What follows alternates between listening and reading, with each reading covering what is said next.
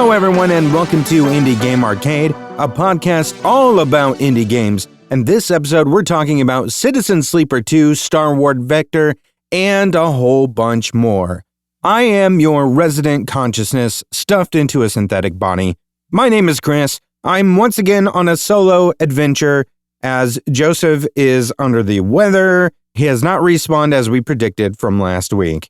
It was a rough week, and I guarantee a lot of you listening are probably under the weather as well. I was sick earlier in the week, and that put me down for quite a while, and he's getting it now as well. So hopefully he's on the mend, and we'll be back in pure form, our highest form, soon. So let's go ahead and get on with our topic then, and hopefully this will somewhat stay on the rails. We'll see. I think I mostly stayed on topic last episode. Maybe not. I mean, I'm already going off the rails right now talking about this. Let's go ahead. Let's go forward. Game start! So Citizen Sleeper 2, Starward Vector, was released on January 31st of this year, 2025, developed by Jump Over the Age and published by Fellow Traveler. That's one of my favorite indie game publishers, just by the way. The full game retails for $24.99. Currently, as of recording, it's on sale for 10% off at $22.49. For a quick description, Citizen Sleeper 2 Starward Vector takes players to the Starward Belt, a richly realized ramshackle set of habitats in an asteroid belt full of secrets, stories, and characters trying to make ends meet. You are a sleeper, an emulation of a human mind housed in an artificial body. You're on the run from the corporation that made you and the gang that seeks to control you. Commandeer a ship, build a network of crew and allies, and take on challenging contracts as you seek to build a future for yourself. So if you played the original Citizen Sleeper that came out, I believe, in 2022. I might be wrong about that date, but I want to say it was 2022. This is very much a continuation, not continuing the story of the same characters, but it's very much a continuation of the same world, very similar circumstances. You're going to get a lot of like the artwork, the world. It is very much just feels like another story set in the exact same way. So very much a return to form, but it does add some new mechanics, which are really, really cool. And a few like that I would say it does kind of get rid of like one thing, which is in the original game, you're kind of dependent on that drug or that medicine to keep you stabilized, keep your synthetic body running. In this one, that you don't have that, which is really, really nice. So veteran players, if you haven't played this yet, just know that that is not something that you have to worry about in this game. And that is so great because that was the least fun part about the original Citizen Sleeper. But let's go ahead and let's talk about what is this game in a nutshell, especially for people that haven't played anything from this series before. This game functions a lot like a tabletop role-playing game. This is not a game that you're going to purchase and sit down and expect a whole ton of action or something, you know? This is going to be a lot of reading. So this could definitely turn some people off if you're not prepared for it. So just go in expecting to really feel like you're a player sitting at the table as a GM presents to you everything that you need to experience the story and make your choices within art and a text format. But with that, the storytelling is so incredibly strong. I would say some of the strongest storytelling you will find in gaming. The narrative and the character development is extremely deep. The choices that you are allowed, though limited in scope, usually there's, I would say, 3 choices when it comes to dialogue options, but they feel like enough to have quite a bit of agency and really change the shape of the story. I don't think I've found myself in a situation yet where I didn't have options that I felt like were necessary. Unless you're one of those players, and if you are, I never want you at my table, where you're just kind of like the murder hobo and you just want to go in and ruin everything and kill everybody. That is not going to be something you can do here. So just know that. And if you are that kind of player, why? Why are you that type of player? Also, I just want to preface real quick. I probably should have said this at the beginning of the episode. My voice is still recovering from being sick, so, I'm sorry. You might hear my voice crack a little bit, might go in and out. I might sound a little rough here and there. I am trying very hard to pull through. I am drinking so much liquid. More liquid than I think I've ever drank in my entire life to get through this. So, we'll see how it goes. So, with that said, I did say that this is very much like a TTRPG. What is the other thing that's very synonymous with the TTRPG? Well, that is dice rolls. And yes, there are dice in this game. All of your actions are going to be based on not necessarily rolling a die every time you want to perform action, but you have a pool of pre-rolled dice that get rolled each day. So basically, each day in game begins with a roll of 5 dice numbered 1 to 6. These dice you can allocate to various tasks, with higher rolls increasing your likelihood of success. Low rolls can lead to failures, or at least like neutral outcomes where you will like succeed in what you're doing, but there might be some sort of effect that comes with that might not be the most favorable thing either, but it wouldn't be like the most negative thing that can happen. So you also have attributes and skills per class, which there's 3 classes, I'll talk about that in a second, that will either add or detract further from using those dice depending on what that skill calls for. So let's say that you have a task that you want to do. You'll see like an icon next to that of like a wrench, and that's, let's say it's a repair skill. I'm trying to remember what they call it in game, if that's like mechanics or if it's engineering or whatever. If you, as your class, let's say if you are like the machinist or something, you have a skill that gives you kind of like a +2 or something to that. So you drag, let's say you have a pre-rolled 4, and that's the highest one that you had rolled that day. You can choose which of the dice that you want to add to that slot to try to achieve the outcome you want. You can drag that 4 down to that slot of, repair this machine. Because you have that skill slot, or you have that skill, it'll become a 6. So that's great. You will probably end up with 100% positive outcome. Fantastic. If you have nothing, then it's going to be a 4. Most likely you're going to end up with a neutral outcome. And let's say that you are an operator who is not good with those kind of skills. That's your class. And you have like a -2 to that specific skill. You drag that 4 down there. You have like a -2 detractor. So it's going to be a 2. You're probably guaranteed a negative outcome. The way it does this, I don't want to say it's guaranteed to be negative. It's all in percentages, right?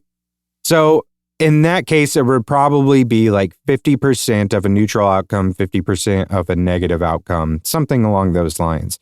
That pure 4, my guess, would actually be 25% positive, and then probably 50% neutral, 25% negative. So that'll give you a little bit of an idea of how you can use those pre-rolled dice that you get every day, drag those to whatever kind of task you want to do. I'll get more into like when those tasks appear, why you would want to do those in a little while. But let me talk about those 3 classes. This is what you choose at the very beginning of the game. There is the operator. Operators are really meant to be hackers. They're good at cracking security systems. data collection. There's kind of like a whole side of this game that sort of exists.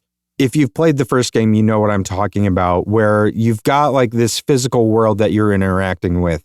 But then there's also like a layered digital world on top of that, of these sort of like almost like ghost security systems that are kind of like on the hunt for you or collecting data and things. So good at like taking care of those things. There's a lot of stuff that the operator can do, and they would excel in those, whereas they would not excel in the things that these next two are going to excel in. So the next one is the machinist. This is the more balanced class. They're better at repairing, maintaining systems, more well-rounded than the other two. And then we've got the extractor. This is your really endurance-heavy sort of class. Better for physical labor, better for dangerous tasks, as of which there is a lot of physically dangerous tasks in this game. So with that, the dangerous tasks being brought up, there's a new mechanic that they did add in this sequel, which is the stress mechanic. So there's this stress system where accumulating stress can impair your dice rolls and your actions. So like you fail a die roll, or let's say there is a little bit of like self-management in this too, in a way of like survival games, in that you can go hungry, you can end up with like a starving effect. Those things are going to add to your stress. That will essentially do things like when that builds up, you might lose access to one of those 5 die that you get when you start the day. So that would suck, right? Because that 5 die pool is already semi-limiting for the amount of things that you could possibly do, or at least the amount of things that are available for you to do in a day. You can only really do so many things as many die that you have. Because if you don't have a die, you can't execute an action. And if you start a day with very poorly rolled die, let's say you have like 3 ones, you might not want a chance doing anything because you are more than likely going to end up with a lot of negative outcomes. So that means a lot of failures. That means a lot of raised stress. So like that on top of losing the possibility of like losing one of those die could very dramatically impact your game. So managing that stress is extremely important.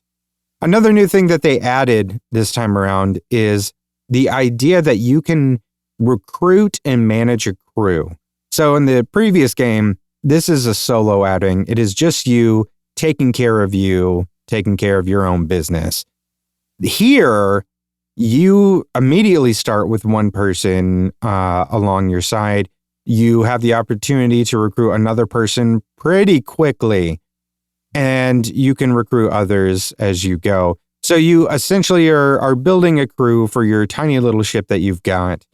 You want to be able to build and maintain those friendships, those relationships with these characters to be able to utilize their abilities and skills, because their morale will impact those things. So I talked about the skills that you have. They will also have their own unique skills. And when you go out on, let's say, a mission, again, I will get to missions and things like that in a little bit. You can take some of your crew with you. And talking about how you are limited with those 5 die. So the crew that you bring with you will also have their own die. Not as many as you. I believe it's 2, if I remember correctly, like 2 each, which is great. So that means more opportunities to do more things. But you definitely want to be able to utilize them to their full potential.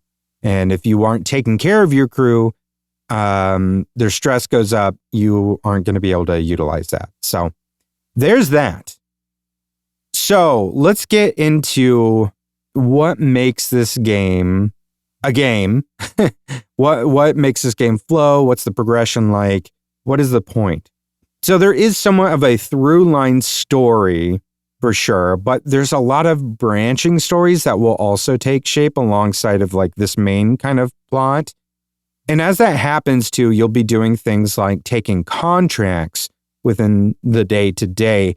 Contracts are basically like your quests or your missions that maybe you take so you can earn some money for ship repairs or as something to advance the plot for yourself or advance the relationship with a crew member. Each will have its own set of challenges and rewards. And high pressure missions within these contracts will require careful planning and resource allocation with the potential for some very significant consequences based on your successes or failures. So high risk, high reward. And those risks are pretty risky, to say the least. So with that said too, another departure from Citizen Sleeper, the original game, and this one, again, since you do have a ship and you have a crew, you need to maintain rations. Again, talking about how some of your stress is managed by like you have to keep yourself fed. So you need food. You also need fuel. And you need that fuel to be able to get to certain places. So you have a map in this one. And some of like the contracts and things you take on will have you having to travel to different places. It's not like the original, which was very, very much confined to one single place. So there's some traveling and stuff involved, which does mean a lot of resource management and allocation with this. So with all that said, the main story has a lot of branching paths as well, which means multiple endings. One of the hallmark features of the first game was that there was multiple places where you could choose to end the game or choose to continue and see if you could find another plot thread to pull on if you so chose. And this game is much larger in scope, with the ability, like I said, to travel multiple places. And there's tons of like factions, characters, contracts, so many things to experience that you just won't be able to experience all of it in one go.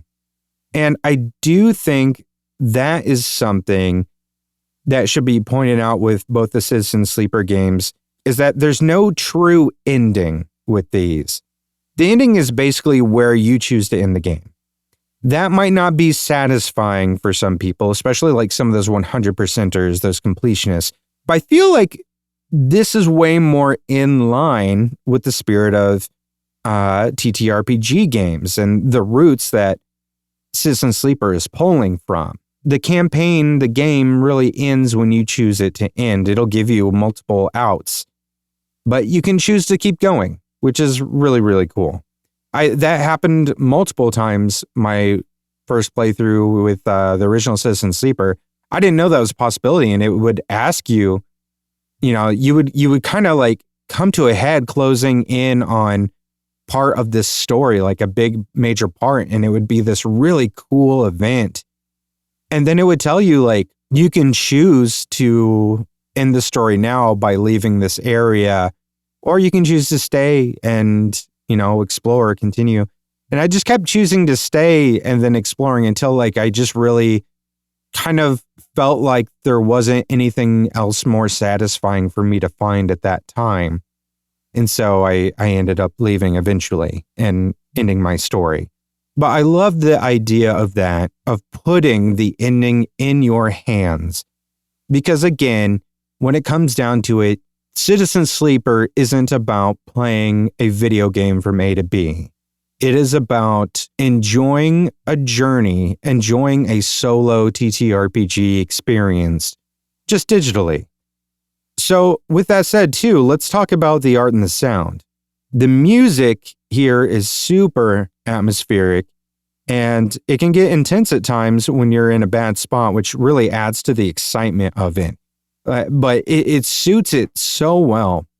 And then the art, as I said at the very top of the episode, continues from that first game. It's a very mixed style, with the environment being pretty simple, like low-res poly as far as your overworld, like the map, the space station, all of that kind of stuff. then you've got this very minimalist line art UI. And then all the characters are these prominent hand illustrations that are somewhere between Naoki Urasawa and Jeff Lemire. And they're really expressive and gorgeous and just give a ton of personality to every character. What's interesting too is I'm a huge fan of Naoki Urasawa. As soon as I started playing Citizen Sleeper 2, I was just like, you know what? This is reminding me so much of his art style. I need to go read some more stuff. Pluto and 20th Century Boys, like I had just read back through those, I think like last year. So now I'm reading Monster for the first time and just so hooked on it, which is weird because I feel like I should have read Monster first since that was like, I think his first big one, but whatever. 20th Century Boys is probably one of my favorite mangas of all time. Anyway, I'm starting to derail again. I need to get back on track. Let me say that in my experience, I had a great time sitting down and playing this. I loved the first game, and I just kept playing and playing it, as I kind of reiterated already. I played the Extractor class for a while in this one, which is also the one I played all the way through in game one.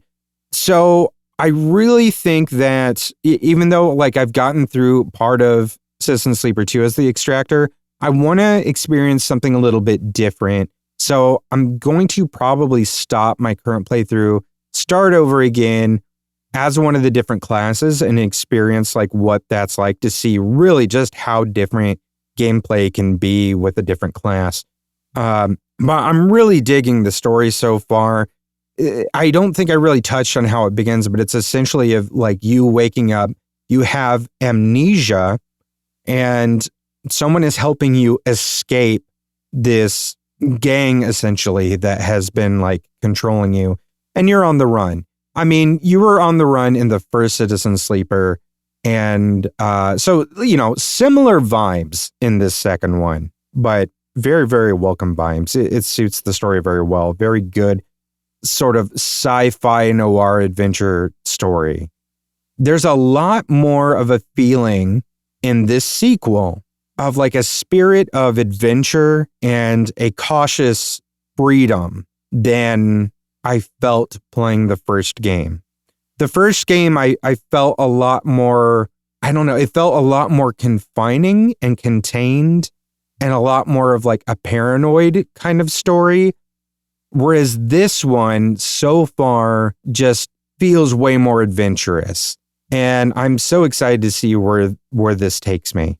So if you are into TTRPGs and would like a solo sci-fi experience, this is the perfect game for you to play.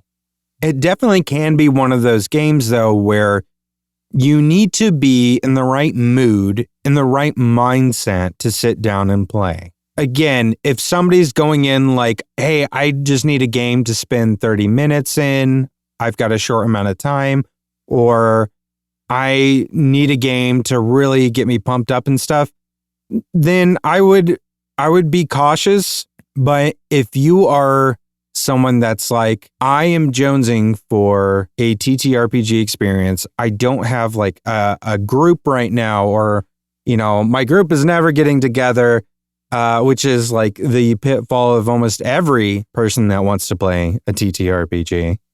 If you want to experience a story like this on your own, especially I would recommend playing this like on your Steam Deck or something, in bed, in the dark, or lights off or something. This is the way to play this game. It is an experience. And I do want to say too, they did turn this into an actual TTRPG called Citizen Sleeper: Cycles of the Eye. It's published by Lost in Cult.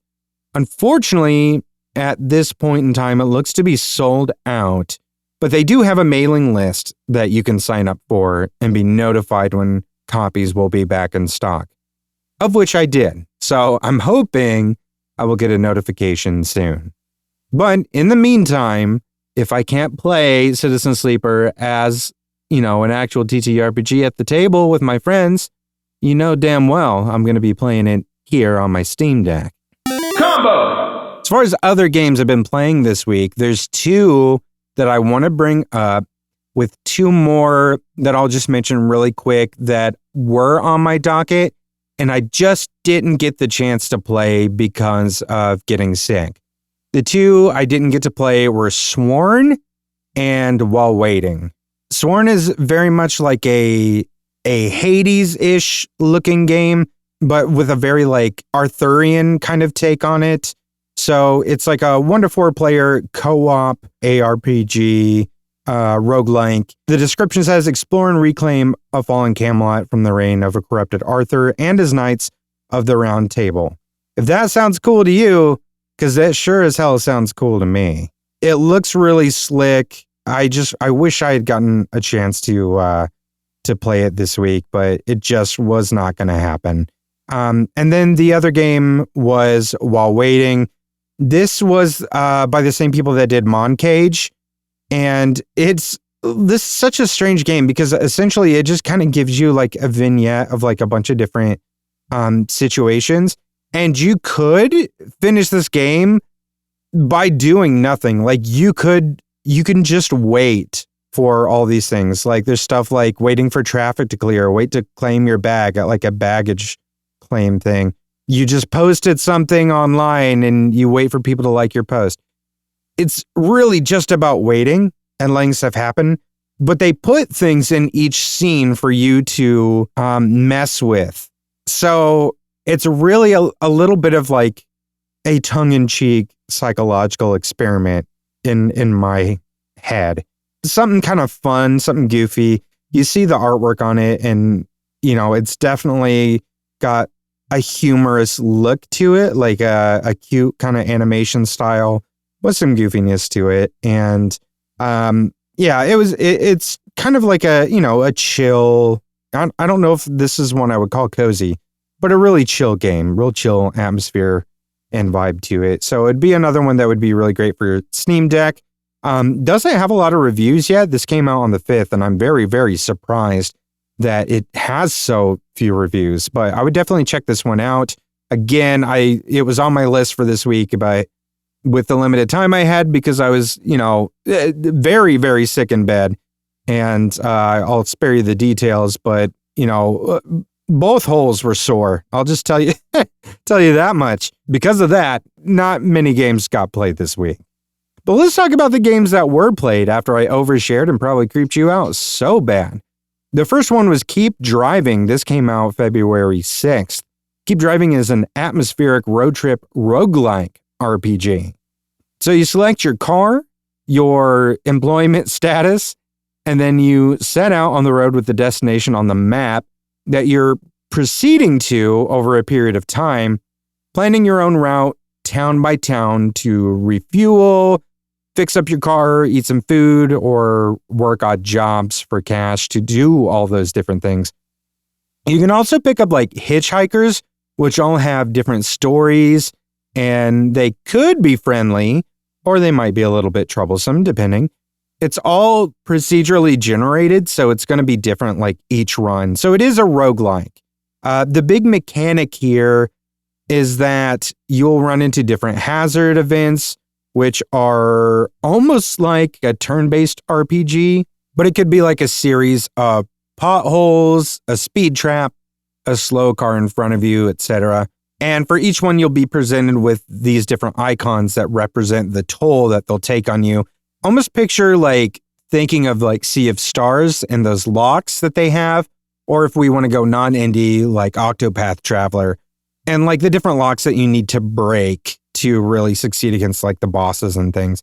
And then you have different skills on your own, as well as like items that you might stock in your glove box that match some of those different icons and are needed to use on your turn to try to essentially cancel those things out. But you are limited on how many actions you can take during your turn, right? And all of those icons do represent something that can take a toll, whether that is your energy, like your character's physical energy, your money, the durability of your car, how much gas you have, whatever.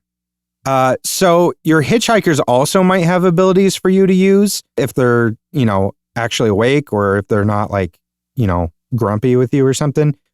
But it does go in turns. So if you manage to take a few of them out, but not all of those, hazard icons, then some of them might do damage to whatever those icons stand for, like deplete some of your energy or damage your car, use up more of your gas. And the reason that those are problematic is because if you end up stranded with no gas or a car that doesn't work, it's game over. If it's like your energy depletes, you just start getting the tired status, which starts to negatively affect your ability to do other things, or it could cause those other hazard problems to do more damage. So cost, more energy next time or take more gas next time. So like, it's still a really important one to worry about. When your energy completely runs out, you have to pull over and sleep. You can sleep and it will you'll regain like 3 energy points, but there's always like a price to pay for that. Like you'll get like a hungry effect and you need to be fed, or maybe you'll end up with a headache.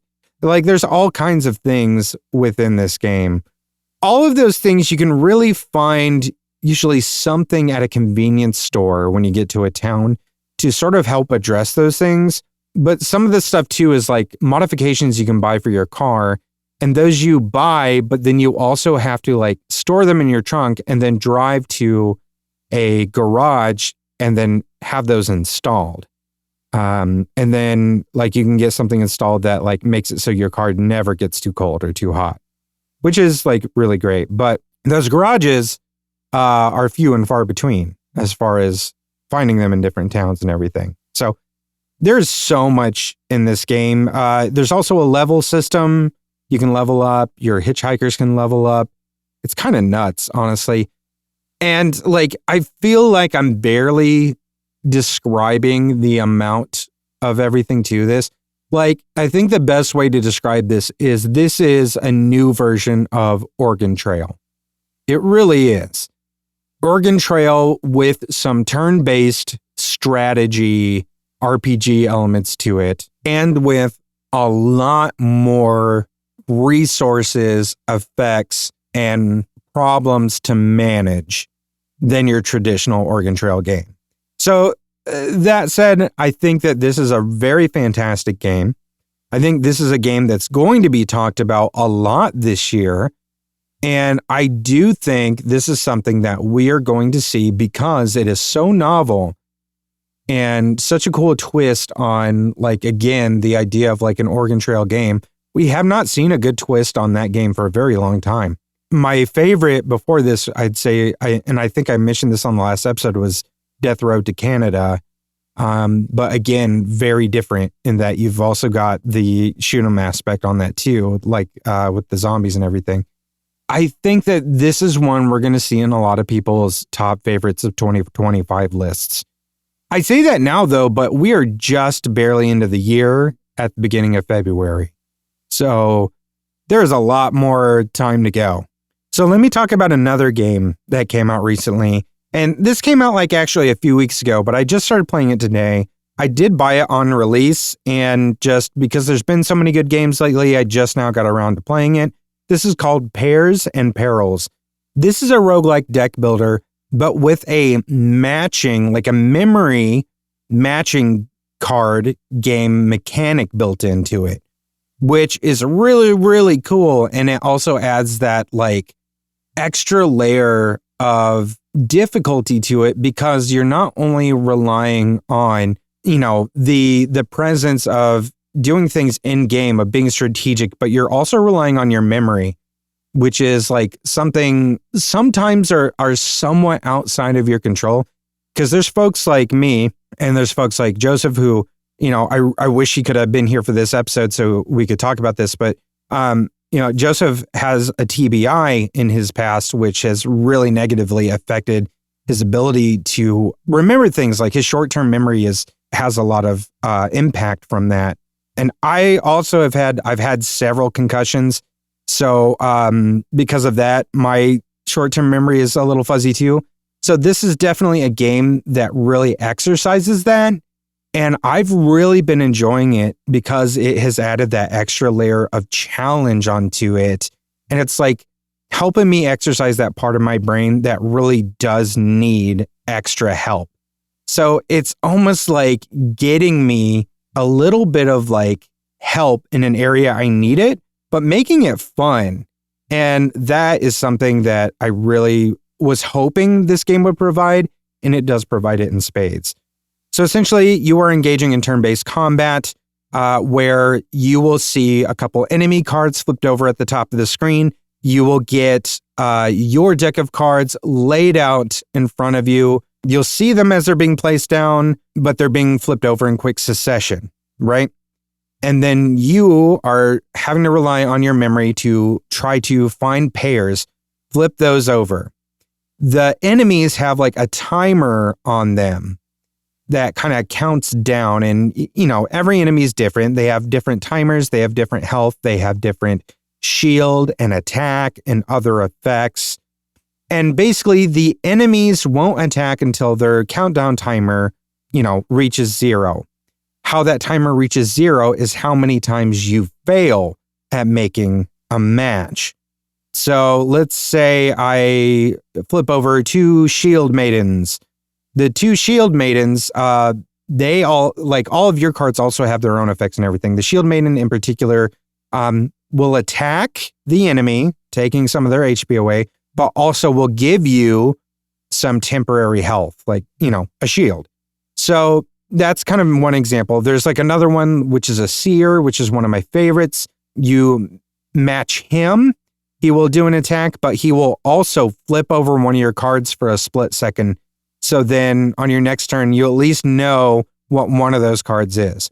There's also as you progress through different layers of the dungeon, think of, in any roguelike deck builder, you're kind of progressing through levels. You do so many rounds, then you go to the next level of the dungeon and it's harder. How things get progressively harder is not only will the enemies multiply, you'll have more enemies, those enemies will progressively get harder. Traps will start getting introduced onto, mixed into your deck.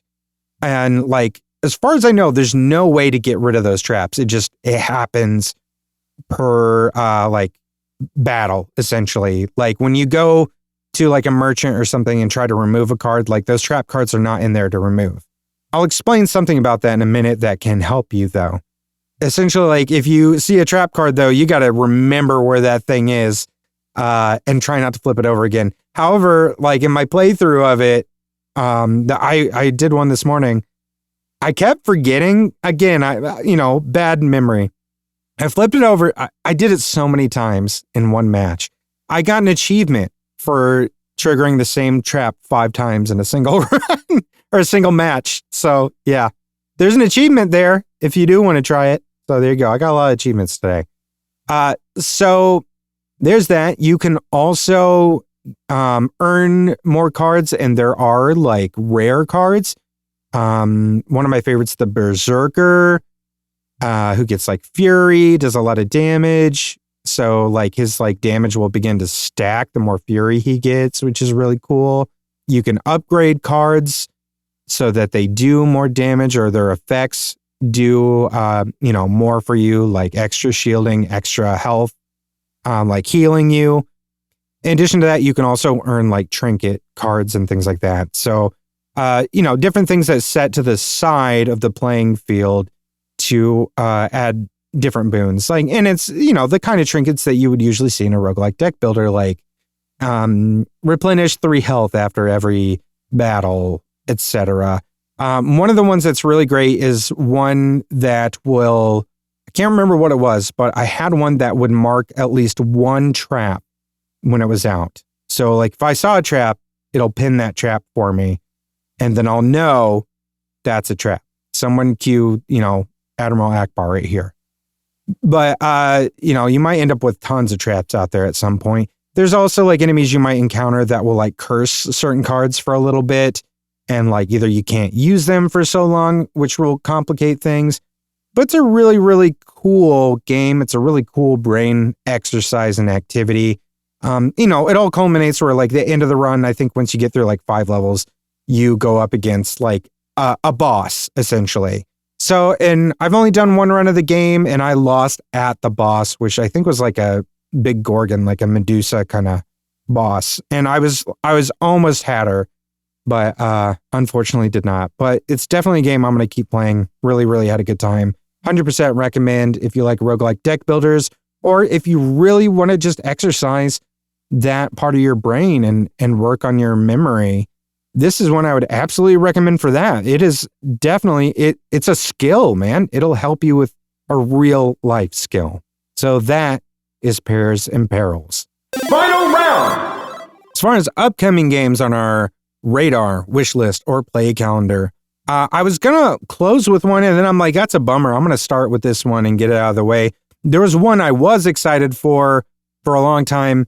I am no longer excited because it got canceled. I'm very sad about this. This is Earthblade. So Extremely OK Games was the studio that created the amazing game Celeste. And from what I understand, there was some dispute over who owns the IP between the, I think, like 3 co-founders of this studio, which it looks like prompted the art director to leave. I didn't write any of their names down, but you don't need their names, man. Like, I don't want to start anything. And at this point, I think they were like 5 years or so into the development of Earthblade, which is longer than they wanted to be.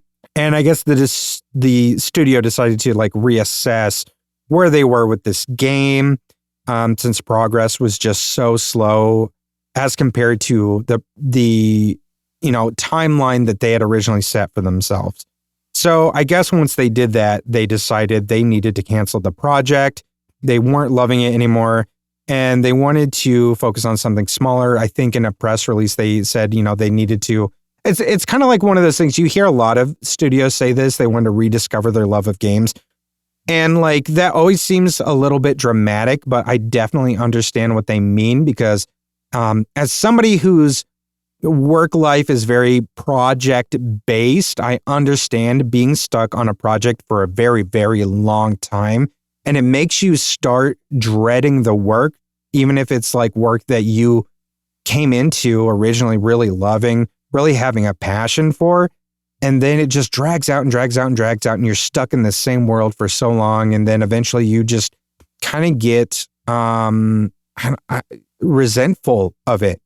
So like, I get where they're coming from saying that, we need to rediscover our love of games. They just needed to leave this game behind, which is, it's such a bummer. Seeing the trailers and stuff that we have for it, it looks like a lot of work had been done on this. From what we've seen, it looks like a game that was close to completion. I'm assuming that was not the case, and maybe it was just like a few portions of the game were completed, but it might be like world 1 and like a world of whatever, 10, who knows. But it looked great. But then again, you can say the same for like Silksong, and we've been waiting for that for like how many years now? And we don't even know what's happening with that one because there's no communication there. So it's a really, really sad state of affairs that we'll never see, a finished version of Earthblade. But it's a really good studio, and I'm excited to see what they come up with next.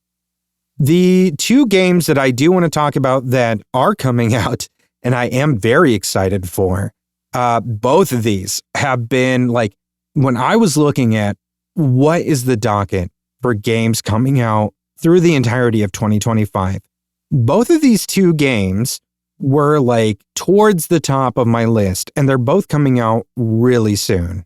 The first is Urban Myth Dissolution Center. This is coming out February 12th, 2025. For a quick description here, join forces with the psychic director of the Urban Myth Dissolution Center and solve a variety of cases involving cursed relics, rental properties with shady histories, and dimensional anomalies. Monstrous oddities and otherworldly planes abound in this occult mystery adventure game. It's giving me a lot of vibes similar to World of Horror, with, a very different but still pretty familiar look to it.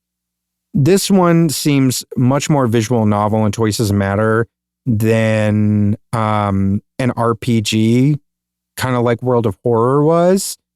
But it's still, this looks right up my alley. I'm so excited for it. The artwork on it is really good. It's still like kind of like an 8-bit sort of, I don't know, that 8-bit might be a stretch, but that kind of style. The color palette on it is really, really appealing to me. But I love visually. I love this game. The topic of it is fantastic to me, like dispelling these urban myths, but like it absolutely looks like a very spooky horror game. And I am 100% in. I can't wait for this. I will be picking this up the day it releases, which will be the day that this episode comes out. So guarantee, like as you're listening to this, I'm playing that game. So there you go. The second game I want to bring up is Lost Records Bloom and Rage. So this is releasing on February 18th, 2025. Embark on a new narrative journey from the creators of Life is Strange. Film your summer of 1995 and create memories of a lifetime with your new friends. 27 years later, confront the dark secrets that made you promise to never speak again after that fateful summer. The first release, which is what's coming out on the 18th, is Lost Records Bloom. So I'm assuming this is going to be very much just the stuff that takes place in that summer of 1995. So probably a build up, like with a bit of a cliffhanger, is my guess. Feels like a very kids on bikes genre story, which I'm always a sucker for. That is one of my favorite genres of not only games, but of film. Really any media. Like I think of like graphic novels, like Paper Girls is like one of my favorites. I've got it on my shelf, like right outside my sound booth, and desperately been trying to get my wife to read it. And when my daughter's of age, that will be one for her. Yeah, I'm really, really ready for this. Horror is not part of the tag, but it does seem like there's something very sinister going down based on the trailers. So I expect that there's going to be some real creepy stuff to be seen in this game, or at least hinted at. And it kind of looks like a lot of the gameplay is going to be taking place while filming through an old camcorder.